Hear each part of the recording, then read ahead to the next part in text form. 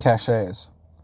The main purpose of a cache is to separate the clandestine life from the cover life. The principal sanitizes his cover life from anything compromising and caches those compromising things for safekeeping. To effectively plan a cache, the principal must address purpose, contents, duration, the adversary, locals, packaging, transportation, and his cover.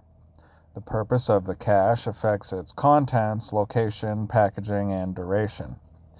Cache support a separation of concern, so if someone finds or destroys one cache, then the principal will not lose other important contents.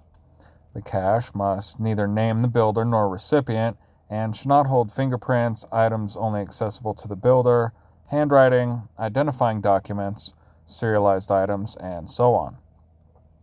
The three primary caching purposes include medical caches, which the principal used in anticipation of an activity risking bodily harm.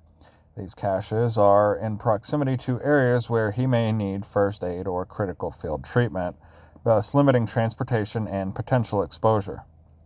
Escape or survival caches, which the principal uses when the adversary compromises his cover. The principal deploys these caches in a chain to ease travel to sanctuary as a part of a rat line. The following chapter discusses rat lines. Operational caches include several subcategories. While the above are contingency caches used in the event operations do not go as planned, operational caches are integral to carrying out specific activities. Subcategories include communications, including phones or specialized software, administrative, storage devices, encrypted operating systems, and special equipment, anything needed to do a special task and does not fit within a cover. The principal must avoid contents holding identifiable biometric data like photographs or fingerprints and items registered to, licensed to, or subscribed by the principal. An exception would be travel documents. If those are necessary, then the principal may booby-trap the contents to destroy them if they improperly opened, but does not harm the opener. The principal analyzes his requirements to incorporate everything he needs and exclude things he does not. The larger the cache, the more work. Expired contents can make the cache useless. Fragile contents need protection. Metal needs painting and separation to reduce the risk of corrosion. The principal must keep all things needed to carry out a specific activity together. He should limit the number of caches accessed so he does not retrieve several caches to do basic activities. The exception is if certain items, when paired together, compromise an activity, like encryption ciphers and keys. If discovered together, the discovery compromises a network. The principal should keep them close enough to access in one trip, but not close enough someone could discover them together. The duration of a cache relates to its purpose. Medical and operational caches have an expectation of use at a known time, while survival caches lie in wait for an emergency. For planned use caches, its contents must stay usable from the time of packaging to probable recovery. The principal should ensure that the items of the cache do not expire before he needs the cache. The principal may need to wait before getting the contents and cache them when the expiry covers the required period. Emergency caches need documentation and maintenance. It is unknown when the principal may need the cache, so emplacement is sooner than later. The documentation lists the contents and their expiry or needed maintenance schedule. Maintenance of a cache is retrieving the cache and then replacing or performing maintenance on its contents. The principal should consider the activities and behaviors of the adversary so that the adversary may not catch him in possession of such contraband. Considerations include checkpoints and patrols. To minimize the risk of interacting with the adversary, the principal should source the contents within the area of the cache site. If that is not possible, then he should set up a rat line to bypass the checkpoints and patrols between the areas. Regardless, route and schedule choice will minimize the risks of coming across the adversary. The principal should avoid the adversary's areas of interest. These are areas the adversary would find suitable to commandeer, attack, develop, or guard. Schools, stadiums, abandoned buildings, critical infrastructure like power lines, railways, and stations, waterways, and so on, are historically significant during conflict. If used, the principal may lose access to the cache. Locals pose two threats if they discover a cache. They may take it or notify the adversary. Locals of conflict areas tend to cache. Locals use caches to store and preserve valuables and weapons. The principal should research and avoid areas frequented by treasure hunters. Armed with metal detectors or probes, these hobbyists are looking for items left behind or natural treasures. Casual traffic is most threatening during emplacement and recovery. To mitigate this threat, the principal selects routes and schedules that will avoid observation. The principal selects sites that limit interaction with casual passerby and offers good observation posts with command of the area, so he can see any passerby well before they see him. Packaging needs an outer container which the principal can fabricate or improvise, and wrapping material to protect the contents in the container. Not all materials are available for packaging, and some may be so valuable or scarce it becomes cost prohibitive, like stainless steel or Kevlar. How the principal packages the cache will depend on the contents, the container, and the environment in which the principal stores the cache. Metals, while durable, are susceptible to corrosion. Glass and electronics are brittle and need padding. Some items need oiling and others kept dry. If the container is of low quality, when the principal wraps the contents well to prevent damage. Lastly, the principal considers the contents' physical characteristics.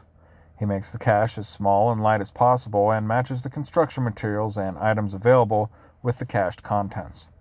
This may take some ingenuity and creativity with certain items in an improvised container or making do with limited materials. Concealing the cache during transportation only protects the cache against routine searches. Routine searches are those with no specific target, and the adversary probes the public. If the area is prone to routine searches, the principal should know what to expect. However, if the adversary targets the principal, then the search will compromise him. The principal conceals the cache by either disguising it as something the principal can explain with a cover or placing it somewhere to discourage the search. Route choice helps avoid potential interactions with the adversary. Casing gives the principal information about the adversary's presence and when and where transportation is most secure. The principal should record the adversaries and locals' natural patterns and behavioral exceptions and plan around them. With the above consideration, the principal starts deciding on the concrete details of his cache. Having a clear idea of the type and use of the cache will lead to the caching method. After this, the next three criteria for a suitable cache site are findability, accessibility, and concealability. Findability is how well someone can find an in-place cache. It is easy to select a location, but it can be exceedingly difficult to find it again. Sites need both permanent and prominent features for reference points. The principal considers what may look like prominent from one direction may not be so from another, and what may look permanent may be seasonal. Not addressing these considerations will lead to not finding the location again. Accessibility involves the ease of reaching the site. This may not apply for smaller and lighter caches, but is something to consider for heavier or larger ones. The site needs at least 2 separate routes into the area coming from different cardinal directions and separated by at least 90 degrees. It must also have a backup route to emplace or retrieve the cache. There should be an escape route to quickly leave the area, which does not need to accommodate the cache.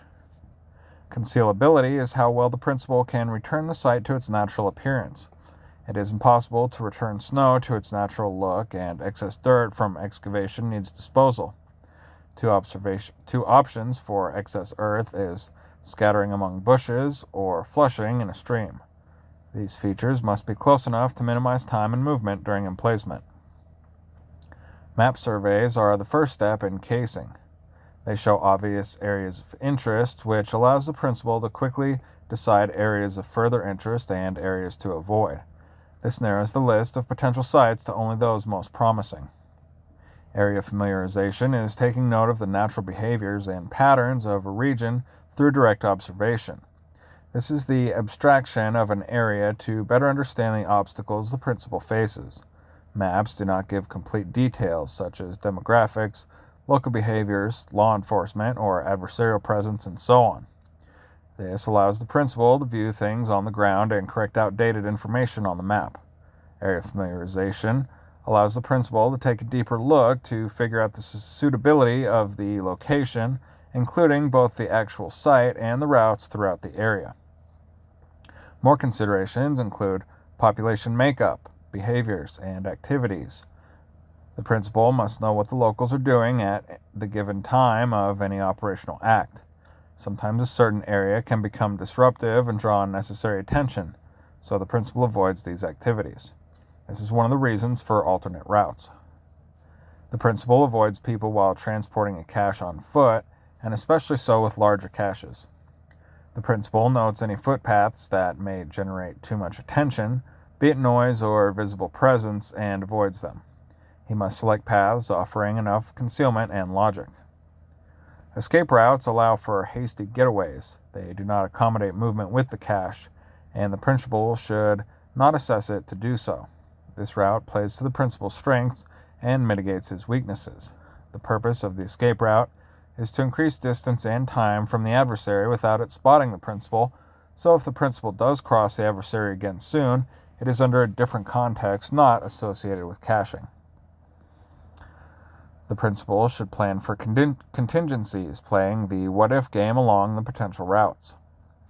He must not let hypothetical situations distract him by compounding what-if scenarios. Rather, the principal war games along his routes and decides what to do if faced with certain threats or obstacles along them. The principal should physically go down these routes and detours to make sure they are suitable alternatives. The principal should have plausible covers for every route and every leg thereof. He should have a good cover for the final demarcation from and after his re-entry on a common path. Between demarcation and re-entry, the principal is not likely to have a suitable cover for caching. However, the action covers surrounding the emplacement or recovery should be suitable. Demarcation points are where the principal leaves a common path to make his final leg to the cache site. This is often an illogical route, therefore he must ensure that the demarcation is not observed. He must have some form of concealment from others who might be in the area as he leaves the path. Re-entry points are like demarcation points, except it returns to a normal path from an illogical one. It is important to find a re-entry point that is non-observable as well. It should be different from the demarcation and further along the trail or road in the same direction of travel. The re-entry point should have an observation post where the principal can ensure no one will see his entry back on the normal path. This observation post should offer decent command of the area, but not so open that the others may see the principal.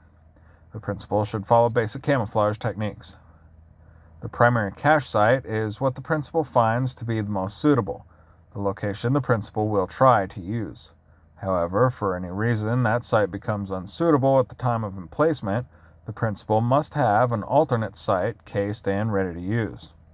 When selecting an alternate site, it must satisfy two requirements: close enough to the primary where it does not involve any other routes and is out of sight and sound of the primary.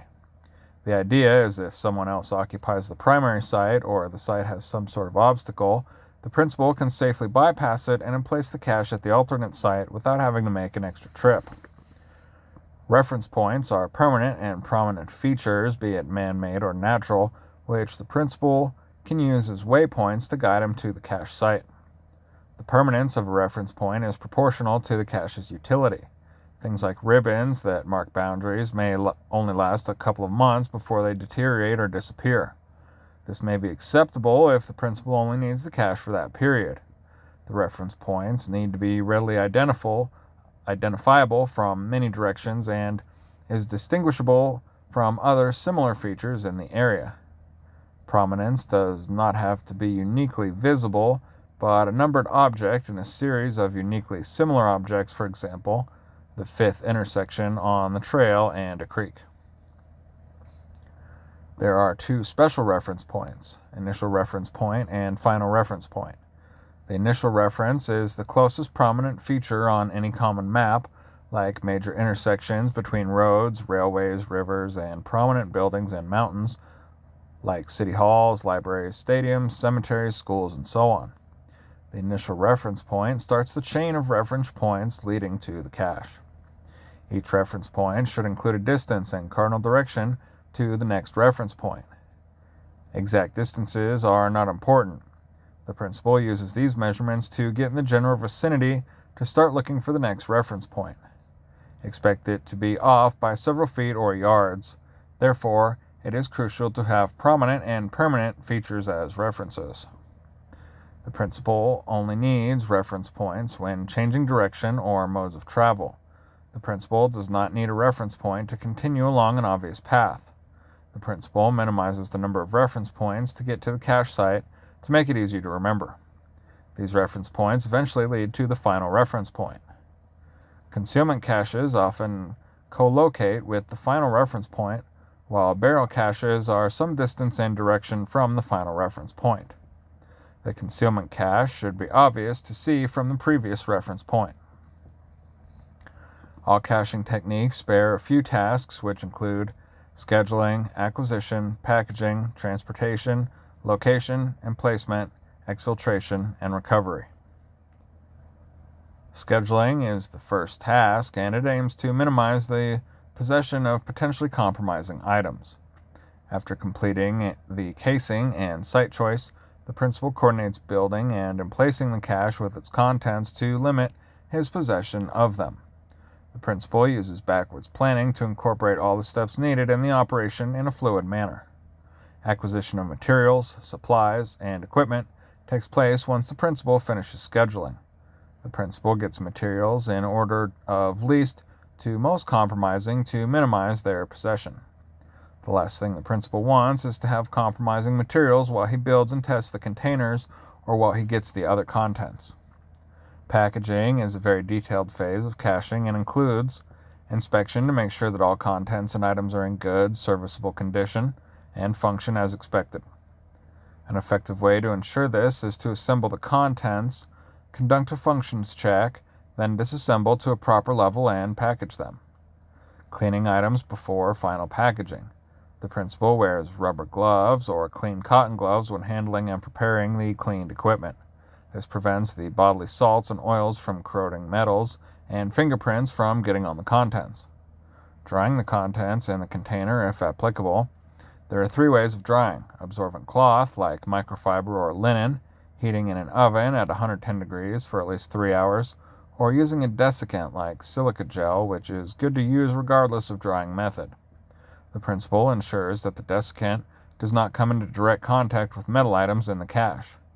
The ratio of silica for storage is just under 1 pound per cubic foot of storage, or 15 kilogram per cubic meter. This will be enough even if the items are slightly damp. Preserving ensures the contents do not deteriorate in storage. For metals, electronics, clothes, and fragile items, this means preventing corrosion, electrostatic discharge, mildew, and shock, respectively. Wrapping contents individually is one of the most important steps in caching, as it can offer the most forgiveness when other preparations fail. Therefore, the choice of the proper wrapping materials is crucial and has a few requirements: moisture-proof, sealing, pliable, and tear or puncture resistant. Wrapping, which the principal can do in layers, especially if limited materials offer limited benefits.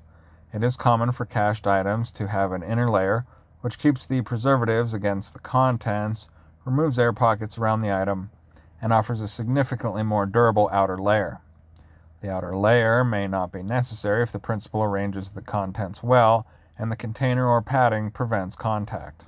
The following is a list of suitable materials and their properties. Aluminum foil is one of the best inner wrappings, but it needs an outer layer because it tears easily. Aluminum foil is good at keeping moisture out and can form around the object. Aluminum foil is also good with adhesive, so it seals well. Wax paper is good for metals and wood because the wax adds protection as it makes contact. The downside is it does not stick well with adhesives. It contours and allows for tight wrapping as an inner layer. These need a moisture-proof and sealing outer layer as well to keep moisture from working its way in. Rubber sheets are both durable and waterproof and available with an adhesive backing. However, they do not fold and cannot contour to items as well as other wrappings. Adhesive-backed sheets usually need a non-stick inner layer. Waxed or oiled cloth are thicker and more resilient than its paper counterpart. The shipping industry used waxed cloth for decades. This makes a great outer layer, but might need a sealing inner layer. Wax by itself can encase some items. Melting the wax and applying a coat over the items, especially woods and metals, may be enough when other materials are not available. This will get into all the joints, cracks, and folds well and keep a waterproof barrier. Plastic wrap comes in several kinds: cling, shrink, and stretch. Each have their own characteristics. These are good for both inner and outer wrapping, as they offer waterproofing. It is important to note that cling wrap loses its adhesion when moisture touches it. These are also good when binding individually wrapped items together. While they do offer elasticity and relative strength, they easily puncture, so coupling with a soft inner wrapping or tougher outer wrapping can help alleviate this issue. Once the principal prepared all items for caching, he organizes and places them in the container. The principal should fill gaps in the container as much as possible to remove air pockets. Using clothes that aid the recovery party also helps with shock absorption. The principal separates items that should not come into contact, like heavy metal objects and small, delicate, or fragile equipment.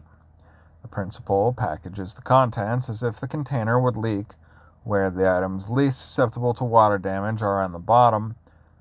Order contents where the most durable or heavy objects are on the bottom, and the lighter or fragile objects on top. The container is the first line of defense from the environment and serves to keep the contents together. Burial containers must protect against moisture, shock, pressure, animals, and corrosion. Concealment caches must protect against moisture, shock, animals, and observation. There are two types of container construction: fabricated and improvised. Fabricated containers are those built from raw materials. The most suitable container material is stainless steel. However, this needs much more tooling and equipment to build from scratch. If the principal has the skills and equipment, then this is best. The principal can also use fiber-reinforced plastics like fiberglass. These do not need as much specialized tooling and equipment, and the principal can fabricate them without noise. Manufactured containers need attention to the openings, like the joints and seals. Some containers may need handles or straps, especially if large or awkward. Improvised containers are those made from already existing items and are repurposed for caching. These include paint cans, metal drums, PVC, ABS or metal plumbing, or even glass jars. Because these are pre-made, there are limits to what the principal can put in them. He should cater the contents to match the container so that things do not rattle or bang around inside. Each of these items have strengths and weaknesses, and it will be up to the principal to capitalize and mitigate accordingly. The principal tests the caches by submersing in hot water and looks for bubbles. Hot water reveals container leaks better than cold water. If there are bubbles, he fixes the leak. If he cannot, then the principal must find or fabricate another container.